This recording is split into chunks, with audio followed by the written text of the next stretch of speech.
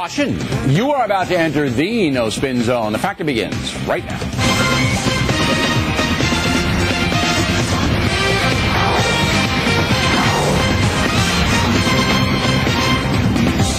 Hi, I'm Bill O'Reilly. Thank you for watching us tonight. Barack Obama replies to the pastor controversy that is the subject of this evening's Talking Points memo. Ever since he began his dramatic rise last fall, I have admired Senator Obama's campaign style. He has energized politics, and that is good for America. But I do not believe the senator understands how serious this pastor situation is, how angry many Americans are. As you may know, Obama's friend and spiritual counselor, Jeremiah Wright, has been exposed as an anti-American hater. He believes the USA is no better than al-Qaeda. He says America brought 9/11 on itself. We bombed Hiroshima, we bombed Nagasaki, and we nuked far more than the thousands in New York and the Pentagon, and we never batted an eye. We have supported state terrorism against the Palestinians and black South Africans, and now we are indignant because the stuff we have done overseas is now brought right back into our own front yards. Now, all clear-thinking Americans are appalled by those hateful words, and Senator Obama says he is as well. I think the statements that were the source of controversy from Reverend Wright were wrong, and I strongly condemn them. I think the caricature that's being painted of him is not accurate. Okay, so what's not accurate about it? We don't know. It all fits in. Americans also don't know very much about Barack Obama. And so he has some explaining to do, and not with softball interviewers either. How can you have a close association with an American hater for 20 years? Surely Senator Obama knew how Wright felt, even though he might not have heard the exact words. Also, what kind of judgment allows a sitting senator to attend a church that radical? The latest Rasmussen poll shows Obama losing support across the country. His favorability rating is down 5 points in 3 days, and the Wright controversy is driving that. The folks don't want leadership that is associated with that kind of hatred. At this point, the story tells us more about the media than Senator Obama. You remember the very liberal New York Times attacked John McCain for associating with a lobbyist nobody ever heard of. The Times put the story on page 1, and the liberal media ran with it. The McCain story was about association and judgment, was it not? And what's the Obama story about? Association and judgment. But the New York Times buried the pastor story. The paper must think its readers are stupid. Likewise, the nightly network news programs have downplayed the situation. On Friday, ABC ignored it. NBC News gave it 20 seconds. Hear me. If we didn't break the story wide last Thursday night, it would have likely died, which is exactly what the leftist media wants. Finally, Barack Obama says he deplores the racial aspect of the story. But who is really pushing race, Senator? I believe that would be your former pastor and far-left zealots like Media Matters and Jesse Jackson. They are the chief race baiters in America. So the right story is here to stay. Voters aren't going to forget it. Senator Obama should realize that and confront the issues involved on programs like this one, where millions would see him and he would get a fair hearing. Because if he does not fully explain his association with Pastor Wright, he will not be elected president. Period. And that's a memo. Now for the top story tonight. Should the Republicans seize the moment and gin up the Wright controversy? Joining us from Washington, Fox News analyst Newt Gingrich, author of the big bestseller, Real Change. Okay, so Senator McCain is in Iraq, and the Republicans have been fairly quiet on this. Hillary Clinton certainly not saying anything.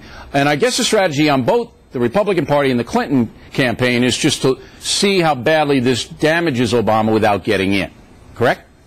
Well, I think there's a different set of problems. I think Senator Clinton can't very aggressively go after left-wing anti-Americanism because there are too many people in her own party who share it. I mean, if you look at what Senator Durbin of Illinois said a year ago, comparing the United States to Hitler's Germany, Stalin's Soviet Union, and Pol Pot's Cambodia, don't underestimate how many people there are in the Democratic Party's left wing who secretly share and agree with Reverend Wright, but wouldn't say it as vividly and as enthusiastically, but they say it. And they say it regularly. Susan Sarandon said the United States has raped every part of the globe.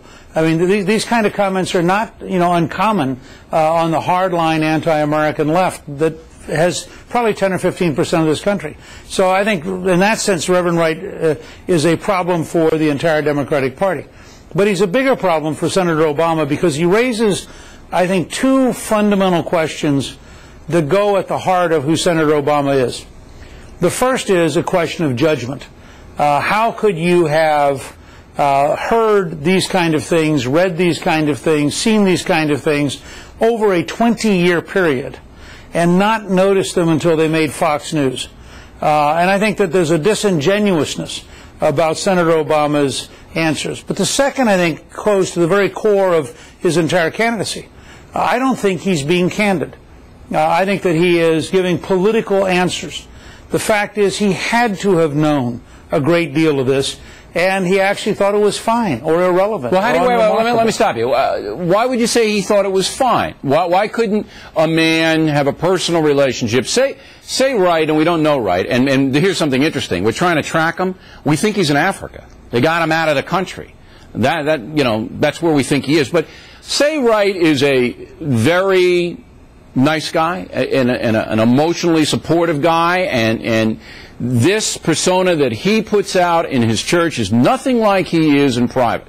Say that's a fact. I don't know if it is, but could be.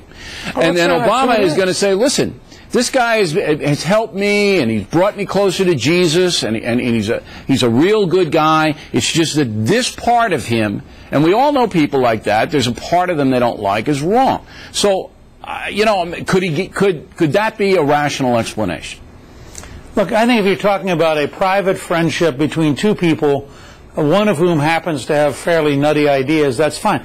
But Reverend Wright wasn't a private person. Reverend Wright was in the pulpit regularly.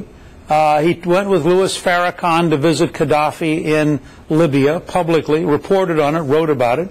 They have a newsletter that they print at their church that's pretty explicit.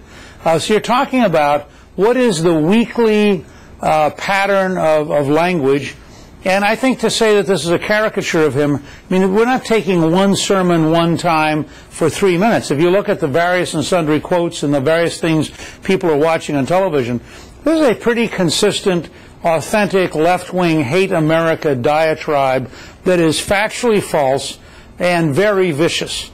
To suggest that the United States government invented AIDS to kill black and other people of color, which is an explicit quote, to suggest that the United States is engaged in terrorism in South Africa, when in fact it was American policy which ended apartheid, an American policy which helped the transition to the new government in South Africa. When you go through the statements, they're not just bad, they're not just divisive, they are factually false, and they are viciously anti-American. Okay. And I think that makes a difference.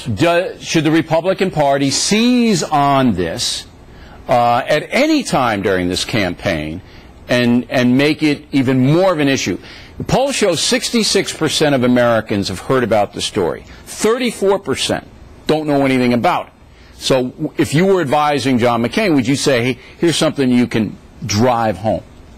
Look, I think it's fair for the Republican Party to say that if somebody tells you they have the judgment to be commander-in-chief and they tell you the judgment to be president, and for 20 years they haven't noticed this level of anti-Americanism in their own church, you have to ask what kind of judgment they have.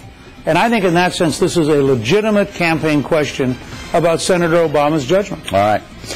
Newt Gingrich, the book is Real Change, big bestseller, and we appreciate it, Mr. Speaker. And here is our brand new BillO'Reilly.com poll question for you. Is the Obama pastor story important to you? Important to you? Is the Obama pastor story important to you, yes or no? Next on The Rundown, we'll talk with two black preachers and get their takes on this.